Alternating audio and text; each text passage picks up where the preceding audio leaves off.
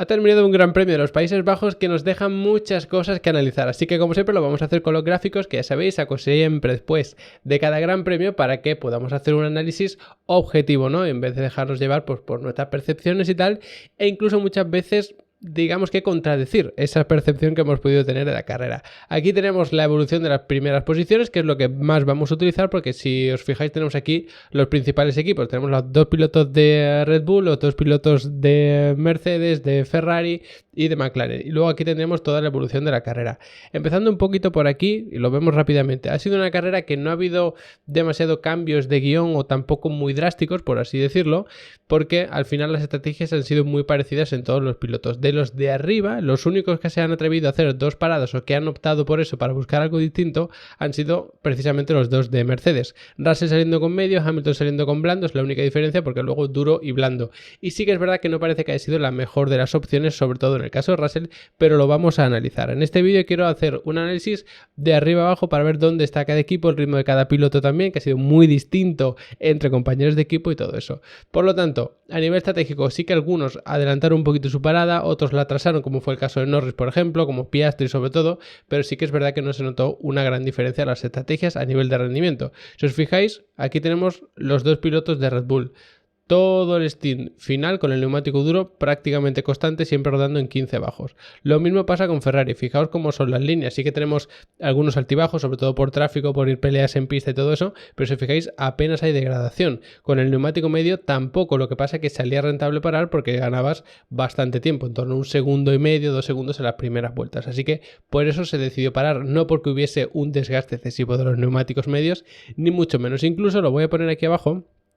En el caso de Hamilton, que lo tenemos aquí, fijaos que él sale con el neumático blando y cuando él para sí que tenemos unas vueltas con un desgaste demasiado elevado. Incluso da la sensación de que cuando para y cambia ese neumático duro también puede tener mucho desgaste, pero el salto de estar rodando por debajo de 1,15 a pasar a 1,16 bajo, incluso 1,15 medio por aquí, me da la sensación de que era más incluso tráfico en pista o algo por el estilo y no tanto una degradación excesiva, porque lo normal sería ver algo como esto, que vas poco a poco subiendo en tus tiempos, no que de repente das un salto. Aquí sí que tenemos otra vez ese salto, pero porque fue cuando ya empezó a aflojar, cuando ya tenía a Russell delante y no iba a intentar adelantarlo. Así que fue una carrera en la que se podía ir a una parada perfectamente. En el caso de Mercedes intentaron ir a por dos y creo que se equivocaron en ese sentido. Y sí que hay una cosa que me interesa comparar especialmente y son los tiempos de Russell, porque la carrera de Russell ha sido algo especial porque vimos que estaba por delante de Carlos, por delante de Pérez, lo vamos a ver rápidamente aquí. Y fijaos que, bueno, Russell es esta línea que veis por aquí, que va cayendo, que va cayendo, que va cayendo. Y claro, fijaos que en el momento en el que para, Russell está a 27,7 y Carlos está a 29,0. Es decir, está prácticamente encima, está a nada de meterse en zona de DRS y posiblemente adelantarlo. Y es cuando decide parar porque da por hecho que la posición con Carlos la tiene perdida, incluso quizá con Pérez también, pero si os fijáis, la línea de Pérez no se va acercando precisamente, que es esa línea azul. Si nos venimos aquí abajo del todo otra vez, podemos comparar los tiempos. Ponemos aquí a Pérez, a ver si lo encuentro aquí, justo debajo. Y fijaos que realmente la diferencia tampoco era tanta. Realmente perdió la posición con Pérez, confiando en que con el neumático blando iba a ser capaz de alcanzarle. Pero fijaos lo que pasa con los tiempos de Pérez. Llega a rodar 1,15,7 y a partir de ahí empiezan a bajar los tiempos. Es decir, Mercedes no es que leyese mal lo bien que iban los neumáticos blandos, sino que leyó mal lo bien que iban los duros en el Red Bull y por eso al final no pudieron con ellos. Si os fijáis, los tiempos de Russell tampoco es que sean muy malos con el neumático blando. Quizá no tan buenos como los de Hamilton, sobre todo penalizando estas vueltas especialmente malas, que pueden ser por doblados y ese tipo de tráfico, pero realmente los tiempos no son malos con el neumático blando. Lo que pasa que Pérez, en ese caso, se estaba guardando algo. Volvemos otra vez a los tiempos de los Red Bull, que los tenemos aquí arriba.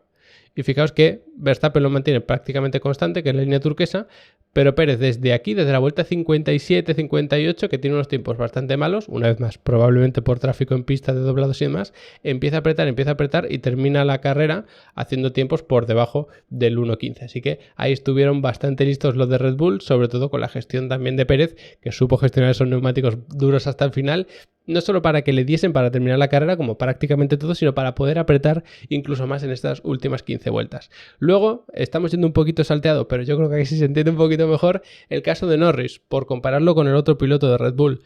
Iba solo durante el último stint, que fue el más largo de la carrera, y fijaos en Verstappen, que es la línea azul que tenemos debajo. Vamos a quitar al resto para que lo veáis todavía más claro. Quitamos a Leclerc, incluso a Pérez, que lo tenemos por aquí, o a Russell. Fijaos la comparativa entre Verstappen y Norris. Vuelta tras vuelta alejándose la línea de Verstappen. Y cuidado, porque no solo pasó eso, sino que fijaos en lo que pasa con Leclerc. Para antes que Verstappen, por lo tanto lleva el neumático duro más utilizado, más usado, y aún así al final de la carrera le recorta los tiempos. Fijaos que aquí prácticamente se mantiene esa distancia entre los dos porque son como líneas paralelas, pero al final Leclerc empieza a apretar un poco en las últimas 4 vueltas más o menos. Hace el mismo ritmo que Norris, pero Verstappen no, y Verstappen sigue cayendo. Podemos comparar también, por supuesto, los tiempos de estos dos. Ponemos aquí a Leclerc, que lo tenemos por aquí, y aquí a Verstappen. Fijaos que no parece una gran diferencia, por supuesto, pero sobre todo en estas últimas vueltas, fijaos cómo constantemente le está sacando alguna décima, décima y media, 2 décimas, 1 décima, constantemente en un stint muy largo. O Ferrari es más rápido con este neumático duro, o gestiona mejor los neumáticos. Y ya sabéis que una cosa suele llevar a la otra, porque si eres más rápido, pues puedes apretar un poquito más.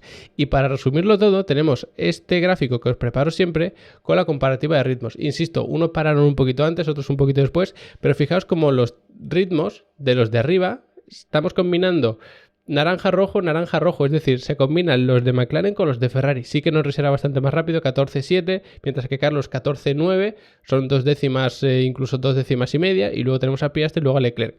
Piastri sí que ha dado la sensación de que no llevaba el ritmo máximo que podía dar el McLaren, pero ojo con los Ferrari porque se han metido ahí, y después de los Ferrari tenemos ya a los Red Bull y luego a los Mercedes, y realmente esto es lo que podemos ver en carrera, que los más rápidos eran los McLaren, luego los Ferrari, luego los Red Bull y luego ya los Mercedes, que puede ser por una equivocación en los reglajes, porque los pilotos no han gestionado bien las gomas, puede ser por muchas cosas, pero lo que hemos visto aquí es que los Ferrari estaban quizá incluso más cerca de los McLaren que los Red Bull de estos Ferrari. Así que mucho ojo, porque incluso la forma en la que tuvieron de protegerse los de Mercedes con Russell de Carlos estaba dejando claro que temían mucho a los Ferrari. Y luego, ya por terminar, tenemos también el caso de los Aston Martin, que ha sido como un poco el quinto en discordia, por así decirlo, como que se han quedado en tierra de nadie. Bueno, lo podemos ver con los ritmos también. Lo que pasa es que en ese caso sí que ha sido un poco complicado, porque fijaos que paran en la vuelta 32, sus rivales directos pues en la 30 que para Ricciardo, en la 33 para Gasly. Sí que muy parecido, pero es verdad que también dependía mucho del tráfico, dependía de dónde salieses. Fijaos en la línea de los dos Aston Martin que los tenemos por aquí. Tenemos aquí a Alonso, que sí que consiguió adelantar a Hülkenberg, consiguiendo ahí algún puntito, mientras que Stroll no lo consiguió. Pero fijaos que venían de todo esto con el tráfico de Gasly, que era muy complicado adelantarlo, y de verdad creo que Gasly ha sido quizá el infravalorado de la carrera, porque se ha marcado una carrera espectacular. Fijaos que salía el noveno, ha terminado noveno, aguantando bien el ritmo de los Aston Martin, del Haas, de Hülkenberg, por supuesto, incluso le hemos visto pelearse con otros pilotos en pista. De verdad, la carrera de Gasly ha sido todo un espectáculo. Sí que es cierto que se notaba cómo iba especialmente bien en recta, y podríamos compararlo pues con los mejores tiempos en función de cada sector. Quizá el sector 1 también era muy importante esa velocidad punta, pero no, o sea, lo podemos comparar pues que iba un poquito peor que Albon, por ejemplo, pero claro, depende de los neumáticos, del tráfico que tengas. Entonces ya sabéis que esto lo pongo normalmente como guía para ver si hay alguna característica muy clara, pero en este caso no lo tenemos. Eso sí, se vio claro que en velocidad punta Gasly iba muy rápido, que incluso la trampa de velocidad no lo podemos comprobar, porque si tú no tienes DRS, evidentemente no vas a poder marcar las velocidades que tienen los de arriba. Así que, en resumen, la carrera fue para McLaren sí o sí. Tienen que aprender a solucionar los problemas de salida, porque a Norris en este caso no le salió muy caro porque pudo adelantar a Verstappen, pero a Piastri sí. Si Piastri hubiese salido bien y hubiese podido atacar incluso a Verstappen, en vez de perder posición, en ese caso con Russell, está claro que McLaren podía haber optado a un doble podio, pero no lo hicieron precisamente por no haber salido bien. Así que es un problema muy grave, pero en ritmo son los mejores.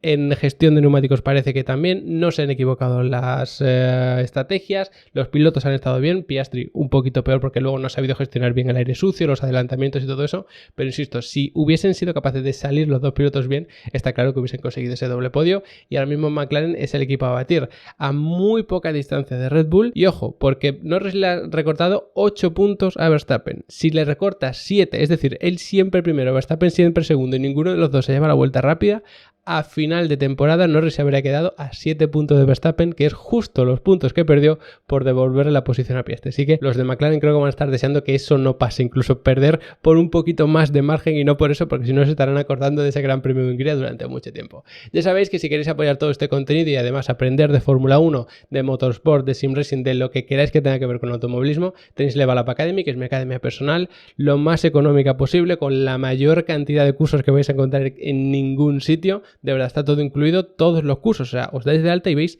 absolutamente todo. No tenéis que comprar los cursos individualmente. Si os dais de baja y luego volvéis el mes que queráis, vais a poder seguir por donde lo dejasteis. Así que, de verdad, está todo ahí incluido. Echadle un buen vistazo, que no solo tenéis los cursos y las masterclasses, sino las descargas, el soporte para dudas que siempre respondo yo personalmente, los setups para sim racing, que si no está el setup que queréis, me lo pedís, me llega personalmente y lo preparo personalmente también, por supuesto, siempre con su archivo del setup y un vídeo explicativo de por qué he hecho así los reglajes. Lo tenéis absolutamente todo. De verdad, echadle un vistazo. Como siempre, gracias por haberos quedado hasta el final del vídeo y nos vemos muy prontito hablando del circuito de Monza.